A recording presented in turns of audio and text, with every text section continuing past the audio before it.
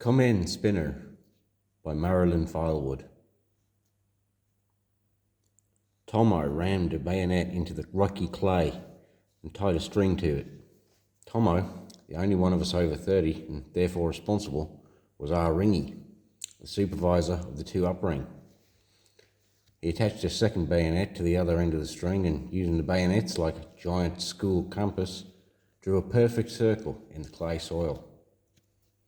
It was 23rd of May 1915, just months since I'd left Australia to fight for my country and our king, King George V, the King of England and the British Empire. We were perched on a small section of rock on a high hill above the Aegean Sea at a place called Gallipoli. Sheltered from the Turks above by an overhanging rock ledge, Tomo had declared this an ideal place in which to have a bit of fun before, as he said, we went up and over that little hill and non-stop to Constantinople. Tomo had managed to find a small flat bit of wood to use as the kip. He'd pulled it off a beam, holding up one of the few wooden shelters available for the officers. He'd also managed to find some sandbags that he'd lugged down from below to make comfortable seats for us while we waited to be sent to our likely doom over the top of the cliff. We called two up the fair game then. You might think it was a simple-minded game created by our convict ancestors and the poor Irish settlers, but two up has a code of conduct stricter than the Queensberry boxing rules. Once Tomo had placed the 2 pennies on the kip, no one could touch them until they'd been flipped correctly, landed inside the dirt circle, and a winner declared. Our ringy had already carefully checked the pennies to make sure they hadn't been filed down, although he'd used those same pennies in his pocket since we'd left Egypt. 2 up pennies must be highly polished on the head side, in this case, the magnificent head of George V, and left dirty and dark on the tail side, so the winner is known instantly when they land. "Come in, spinner!" Tomo screamed at the top of his lungs, signifying he was ready for the spinner to toss the coins. "Jesus, Tomo, could you keep it down?" Stretch said in a stage whisper. "You may as well send up a flare to let Johnny Turk know exactly where we are." She'll be right, mate. They'll think it's a battle cry and waste their ammo shooting at the rocks above our heads." Stretch was our spinner. In true Australian tradition, his nickname reflected his physique. At 6'6", Stretch had been a spin bowler for his local cricket team, so Tomo figured that qualified him to toss 2 pennies at least 10 foot in the air and make sure they whirled like a spinster at a country dance. It was a miracle Stretch was still alive. His head and shoulders towering above us should have been a magnet for bullets of the eagle-eyed Turks. Yet he had defied the statistics by not only surviving the beach landing, but a full 3 weeks on the cliffs. "All right, gentlemen," Thomas said, "as we are under certain time constraints due to our obligation to go over that cliff and have Johnny Turk take pot shots at us, we have new rules unique to the situation in which we find ourselves. Bets on odds will be permitted. The winner will be the first to make the correct call, and if no one makes the correct call, we will continue on until someone does. If you make an incorrect call, you're out. Agreed?" We all nodded. There was only 3 of us to play. We'd also agreed that the winner's prize should be $20. We were positioned halfway up the cliff, with the Turks hanging in their trenches just beyond the top. The route upwards was a hand-over-hand mountain goat track, which could only take 1 man. The prize was going first. With no disrespect to my fellow competitors, I suspected they were true amateurs at the game. I'd seen them play before, and both of them were clearly of the view that good tactics involved only betting on tails. In fact, there was a 50% chance that the pennies would fall on odds, being 1 head and 1 tail, 25% on both tails and 25% on both heads. Heads, I called.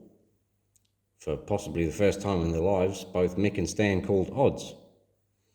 Stretch flung the pennies from his kip.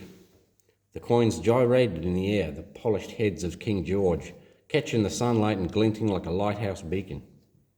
A bullet screamed past and hit one King George full on, sending him spiralling down towards the Aegean.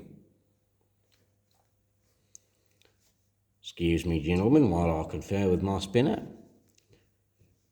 After muttering for a bit with Stretch, Tomo asked if anyone had a spare penny. I had a couple of 2s up coins in my pocket and handed one over. "She'll do," said Tomo. I called heads again. Stan and Mick called odds, and the coins were flung into the air, although not quite as high as the previous throw. This time, it all seemed much more real to me. The coins floated down in slow motion, and once they hit the ground, they rolled endlessly around on their edges before coming to rest. 2 shiny, goateed images of King George V blinked up at me. "And we have a winner," cried Tomo, letting me know from the firmness of his hand on my shoulder and with the regret in his eyes that no outcome would have been a good one. I was slinging my rifle over my shoulder when the head of a messenger poked up from the rock below us. "Pass it on. Message from headquarters. Both sides have agreed to a short ceasefire to bury the dead. You'll be given details soon, but until then, it's business as usual." Business as usual, so I climbed slowly up the cliff face, plastered against the rocks like a gecko, and I tried as best I could to blend in with the bushes and stony outcrops. Occasionally a sniper's bullet peppered chips off the surrounding rocks, but I emerged unscathed at the top. First waves of our boys to go over the top had taken a position just beyond the top of the ridge and had already dug rough trenches in which they lay. The Turks had taken up their positions on higher ground a short distance away, complete with their vicious machine gun nests, waiting for us to show our faces. I didn't suppose anyone on our side had been able to carry one of our machine guns up that goat track. As soon as I reached flat ground, I flung myself into the nearest foxhole, occupied by 2 other soldiers, Jono and Max. The no man's land between us and the Turks was a stinking swamp of bloated, maggot-infested corpses.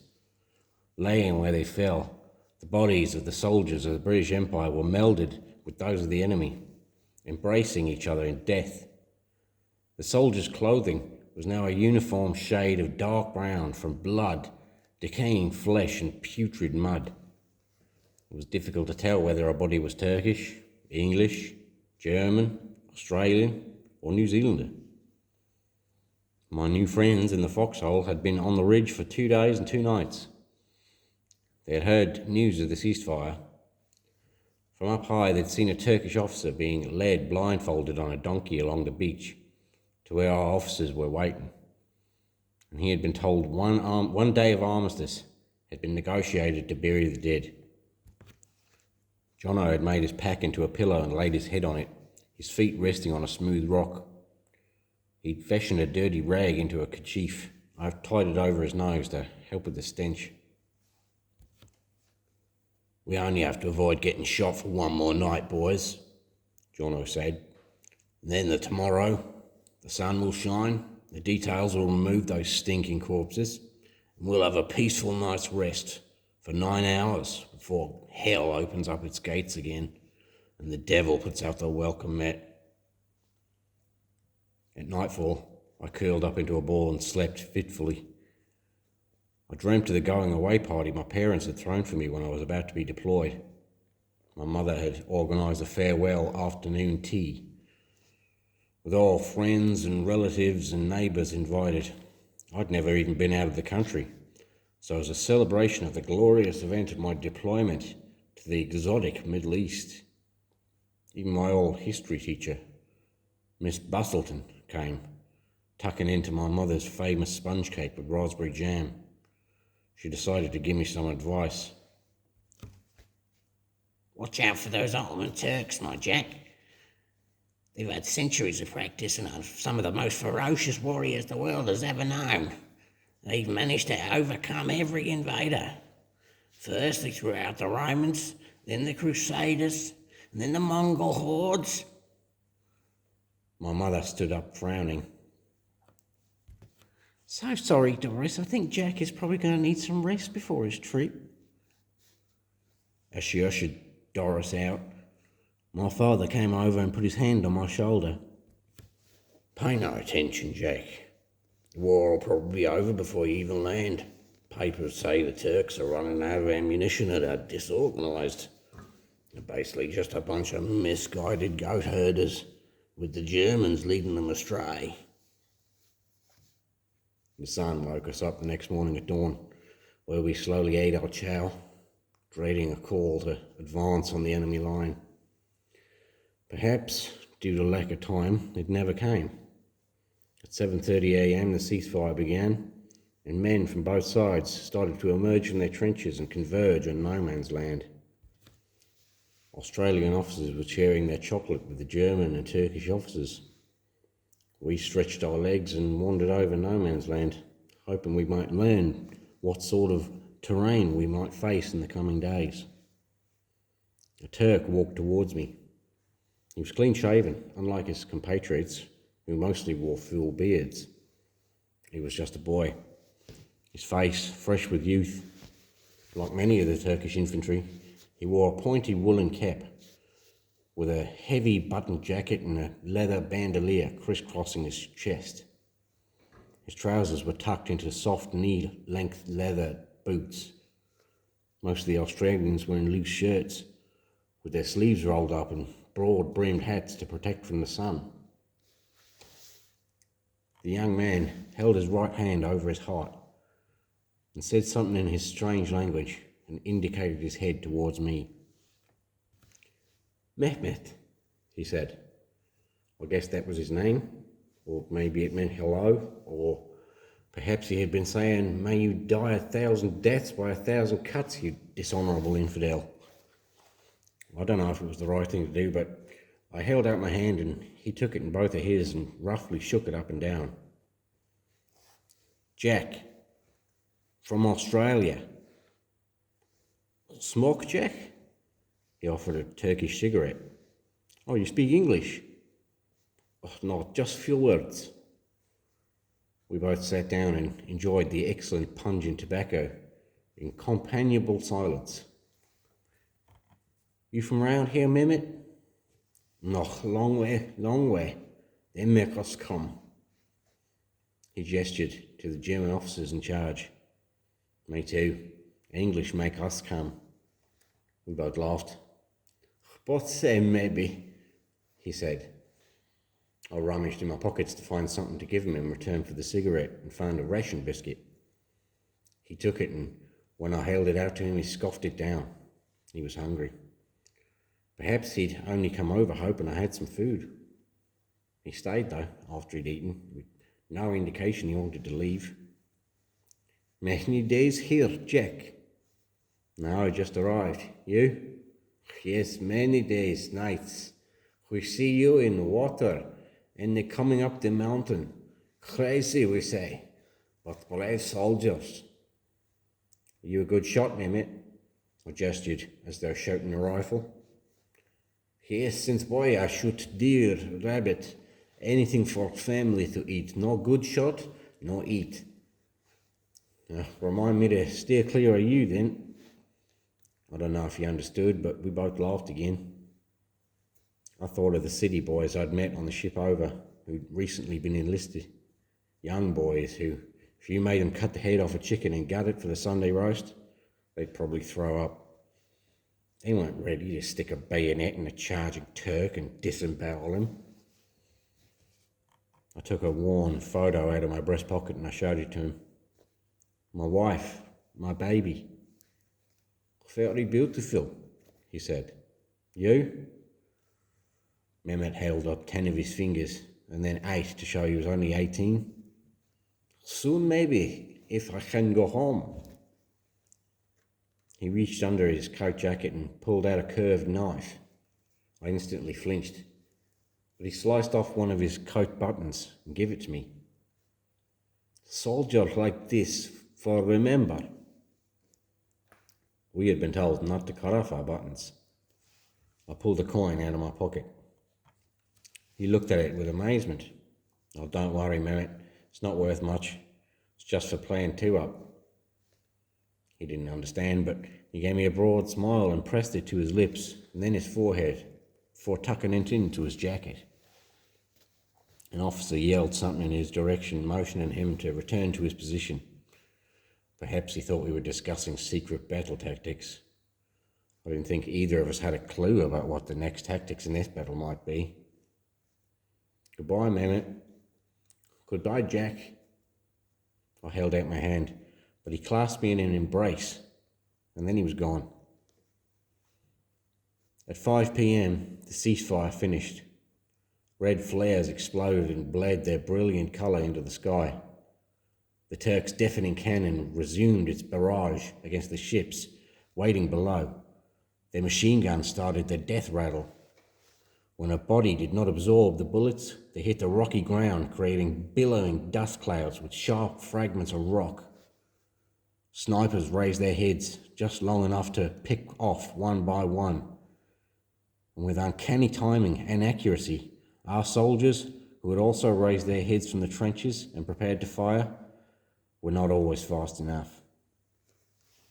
Even so late in the day, the order came to advance. Crouching, I had run less than a couple of yards into no man's land when I saw Mehmet's unmistakable smooth face. He was running far from the Turks' trenches. I saw him far to my left, raising his rifle up toward me, and then I felt a sting to the back of my left calf and went down. I got up again, dragging my left leg. I could see Mehmet had changed direction and was running to the far right again, aiming his rifle at me. Another sting, this time to my right leg, and I stayed down. Soldiers ran by me firing at will. Mehmet was exposed, far from his trenches. It was only seconds before I saw him fly backward and then he was down. The pain in my legs came and went in dizzying waves, sometimes excruciating, sometimes, if only for seconds, stopping as though it was withdrawing to gain strength for an even greater assault. I crawled on my belly back to my foxhole and I tumbled in. I could feel my boots fill with blood. There were some men still fighting with bad wounds, but my legs just refused to hold me up. I drifted in and out of consciousness for a while, and then I felt the hand of a medic shaking me. Where are you shot? Both legs, I think. I can't walk. He cut off sections of my trousers and inspected the wounds. Looks like a bullet went straight through one leg, but the other's still in there. Your fight ends here, matey. We'll get you down to the hospital ship. Lucky it seems you got shot by the only Turk who can't aim. A lifetime has gone by since then, and I try not to think of that terrible war. The only mementos I want to keep from that time are the deeply puckered scars in each of my calves, and a button from a Turkish soldier's jacket. My little granddaughter, when first seeing my bare legs at the beach, asked me, "Why are there dents in your legs, Grandpa?" They're a brave soldier from a... They're a present from a brave soldier called Mehmet. He did it to save my life. "We should write him a thank you letter then," she said. "I'll tell you what, when we get home, you write him that letter for me, and we'll post it together. We'll send it all the way to the other side of the world, to Turkey, Mehmet's country."